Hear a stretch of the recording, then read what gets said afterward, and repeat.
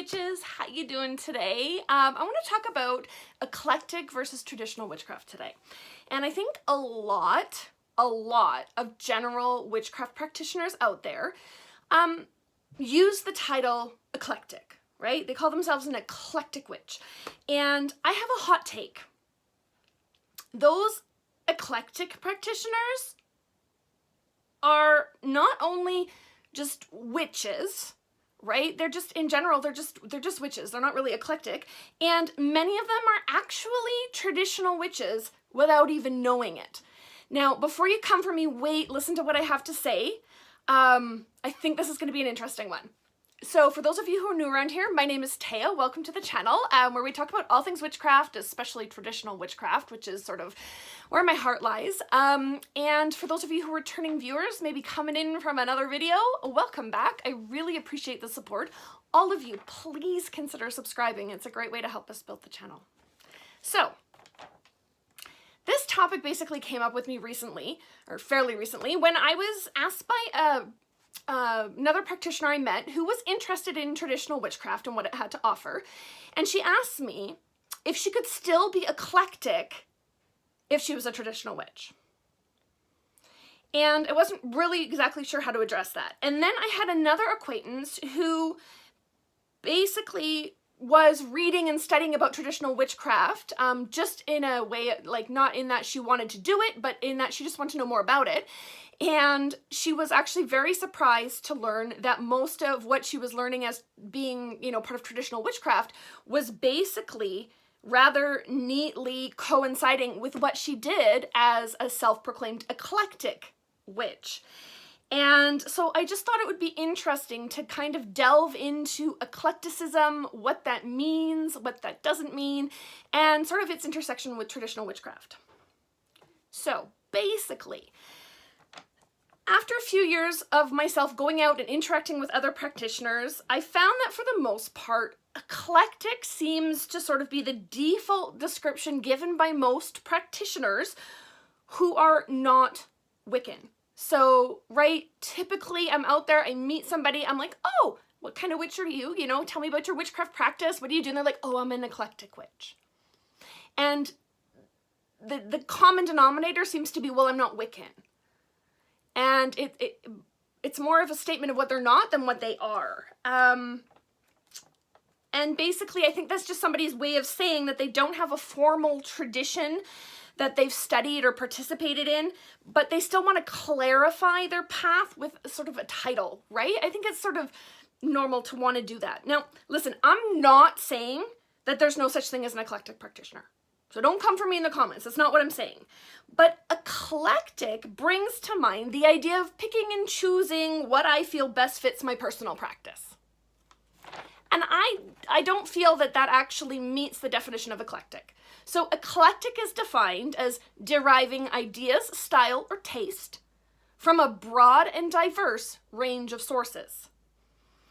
To me, the key to that is broad and diverse, and I would offer that most eclectic practitioners are heavily influenced by the general interest witchcraft books and resources that are readily available, which predominantly are influenced by Wicca and by a general European witchcraft traditions, right? Predominantly white European traditions. Right? That's even what influenced Wicca.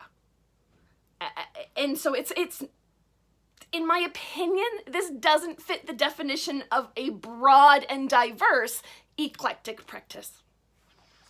Now, I'm not saying this to nag on eclectic practitioners, because I totally understand the desire, even the need to define one's practice with a title.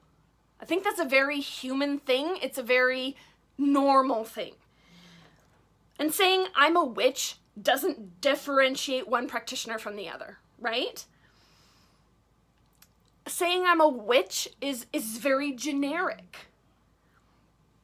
But my argument is that in 2021, saying I'm an eclectic witch doesn't accomplish a distinction either, right? Saying I'm an eclectic witch just means I practice witchcraft under no specific tradition. And that fits like, oh, dudes, like what, 90-95% of practitioners out there who are non-Wiccan. So I offer you, for your consideration, the umbrella of traditional witchcraft. So the way it's been taught to me, the way I kind of see it is there's the tree of witchcraft. And there's one branch that comes up that's Wicca, and another branch that comes, right? There's two main branches branching off this one trunk. The other is traditional witchcraft, right? When you're talking traditions. These are the two big banners, either of which encompasses so many different individual traditions, right? So how do we define traditional witchcraft? Well, first of all, it's non-Wiccan. It's inspired by folklore.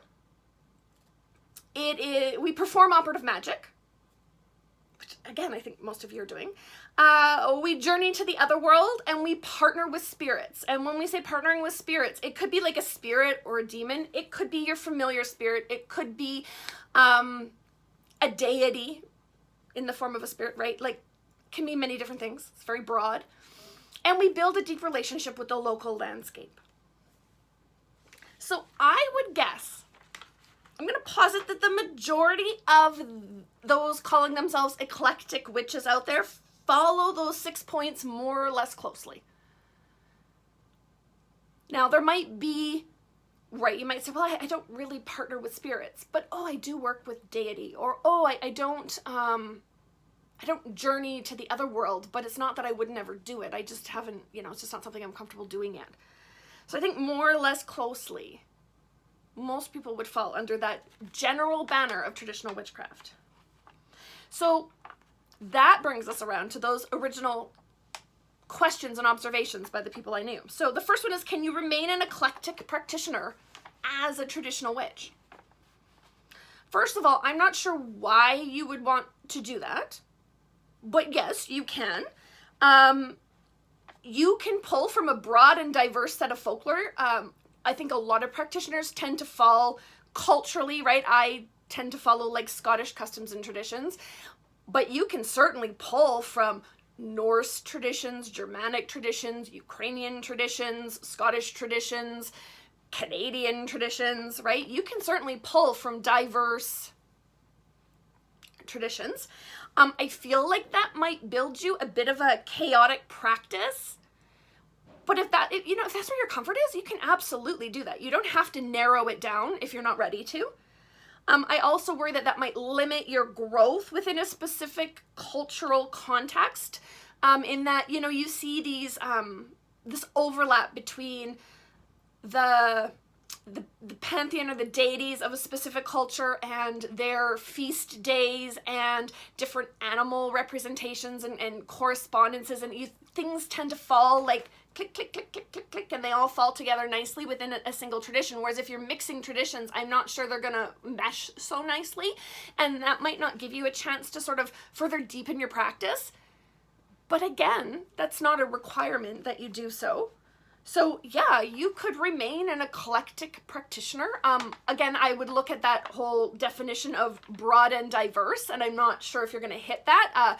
Maybe you want to pull in a little bit of hoodoo, a little bit of conjure. I mean, I don't know. Are those close practices? I don't even know. I'm just, going off the top of my head. But yeah, you could certainly build an eclectic tradition if that's what you wanted.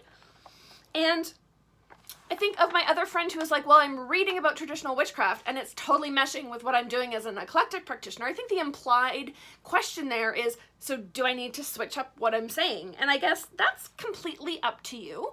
I think that it would require more study, right? More study into traditional witchcraft and what it means for you in your practice. A really great book on modern traditional witchcraft is Weave the Liminal by Laura Tempest Zakroff. And she has a really great process in the beginning called rites, where she actually goes through defining your personal tradition and building your personal tradition. And I think if you can get through that rites process, I would say that, yeah, you might want to consider calling yourself a traditional witch. Just because, I guess, as a closing statement, I would offer that traditional witchcraft is a more meaningful title than eclectic witch, if you're looking to sort of define or differentiate your personal practice. Everybody out there is an eclectic witch, and most people just mean it to me and I pick and choose what I want to do. So it doesn't really define your practice any further. Whereas traditional witchcraft is an actual tradition, and you can, still be a solitary practitioner underneath that banner. So yeah, I would welcome you to explore and learn and see if that might be something that works for you. Otherwise, yeah, those are kind of my thoughts on eclecticism and traditional witchcraft and sort of the intersection of the two. So thank you so much for hanging out. How do you define your practice? Leave us a comment. Let us know what you're thinking. Yeah, I'd love to hear from you. All right. Thanks so much, guys. We'll see you in the next one.